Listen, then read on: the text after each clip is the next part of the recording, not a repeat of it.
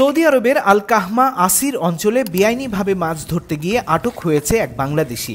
Saudi গেজেটের খবরে বলা হয়েছে, দেশটির সীমান্তরক্ষী বাহিনীর উপকূলীয় টহল দলের অনুমতি ছাড়া মাছ ধরার মাধ্যমে দেশটির সামুদ্রিক নিরাপত্তা বিধি লঙ্ঘন করায় সেই বাংলাদেশিকে আটক করা হয়েছে। কর্তৃপক্ষ নিশ্চিত করেছে যে সংশ্লিষ্ট সংস্থাগুলির সাথে সমন্বয় করে তার বিরুদ্ধে আইনি প্রক্রিয়া শুরু করা হবে। সীমান্তরক্ষী বাহিনীর পক্ষ থেকে সব বাসিন্দা এবং দর্শনার্থীদের দেশটির সামুদ্রিক জীবন এবং প্রাকৃতিক সম্পদ রক্ষাকারী সামুদ্রিক নিরাপত্তা আইন এবং নিয়ম মেনে চলার আহ্বান জানানো হয়েছে। এদিকে সৌদি সরকার ঘোষণা করেছে দেশটির জনসংখ্যা বর্তমানে 3,53,00,000-এ পৌঁছেছে। বিশ্ব জনসংখ্যা দিবস উপলক্ষে সৌদির জেনারেল অথরিটি ফর স্ট্যাটিস্টিক্স এই তথ্য প্রকাশ করেছে। দেশটির মোট জনসংখ্যার 55.6% সৌদি নাগরিক আর বিদেশি নাগরিকদের সংখ্যা 44.4%। পুরুষদের সংখ্যা জনসংখ্যার 62.1%, যেখানে 37.9% নারী। সৌদিতে 15 থেকে 64 বছর বয়সী ব্যক্তিরা জনসংখ্যার 47.7%। দেশটিতে তরুণ জনগোষ্ঠী অর্থনৈতিক প্রবৃদ্ধির জন্য গুরুত্বপূর্ণ ভূমিকা হিসেবে দেখা হচ্ছে। কুয়েতে গেল 2 মাসে বসবাস এবং শ্রম আইন লঙ্ঘনের দায়ে 6,300 জন প্রবাসীকে বহিষ্কার করা হয়েছে।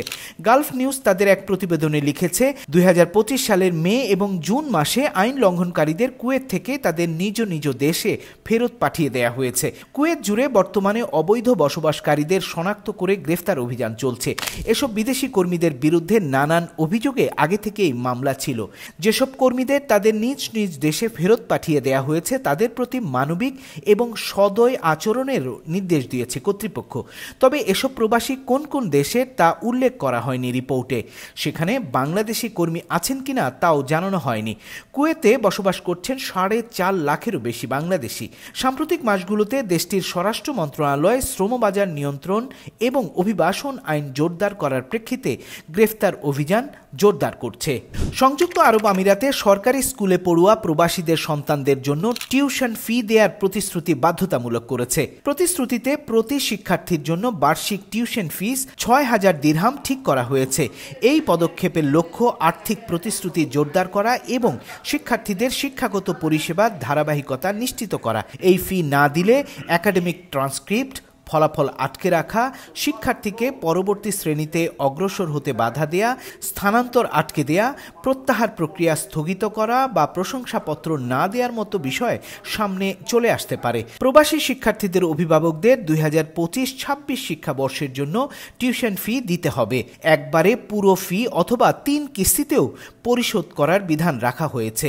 তবে নতুন শিক্ষাবর্ষের সময় আসন সংরক্ষণের জন্য অফেরতযোগ্য 2,000 দিরহাম প্রদান করা বাধ্যতামূলক করা হয়েছে। বাহরাইনের মানামার হিদ এলাকায় প্রবাসী কর্মীদের নিয়ে গ্রীষ্মকালীন সচেতনতামূলক অনুষ্ঠান করেছে বাংলাদেশ দূতাবাস। 11 জুলাই হিদের একটি নির্মাণাধীন ভবনে কর্মস্থলে উপস্থিত ছিলেন 80 জন প্রবাসী কর্মী।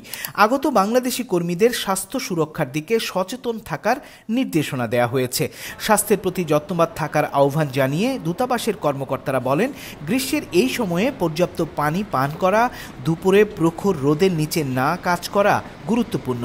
এছাড়া কাজ করার সময় দৃশ্যমান জ্যাকেট, হেলমেট এবং সেফটি শু পরা সহ সুরক্ষা নির্দেশনা মেনে চলার আহ্বান জানান দূতাবাসের কর্মকর্তারা। বিশেষ করে 15 জুন 2025 থেকে 15 সেপ্টেম্বর 2025 পর্যন্ত দুপুর 12টা থেকে বিকেল 4টা পর্যন্ত সরাসরি সূর্যালোকের নিচে এবং খোলা জায়গায় কাজ করার উপর নিষেধাজ্ঞার বিষয়ে শ্রম মন্ত্রণালয়ের সিদ্ধান্ত মেনে চলার উপর জোর দেন তারা। গ্রীষ্মকালীন সচেতনতামূলক এই অনুষ্ঠানে কর্মীদের স্বাস্থ্য সুরক্ষার বিষয়ে নির্দেশনা দেন দূতালয় প্রধান AKM মহিউদ্দিন কায়েস। অনুষ্ঠানে বিদেশি অতিথিদের মধ্যে বাহরাইনের শ্রম মন্ত্রণালয়, বিশ্ব স্বাস্থ্য সংস্থা, শ্রমবাজার নিয়ন্ত্রণ কর্তৃপক্ষের কর্মকর্তারা উপস্থিত ছিলেন। অনুষ্ঠান সঞ্চালনা করেন দূতাবাসের প্রথম সচিব মোহাম্মদ মাহফুজুর রহমান। দূতাবাসের কর্মকর্তা, কর্মচারী সহ নেতৃস্থানীয় প্রবাসী বাংলাদেশিরাও অনুষ্ঠানে উপস্থিত ছিলেন।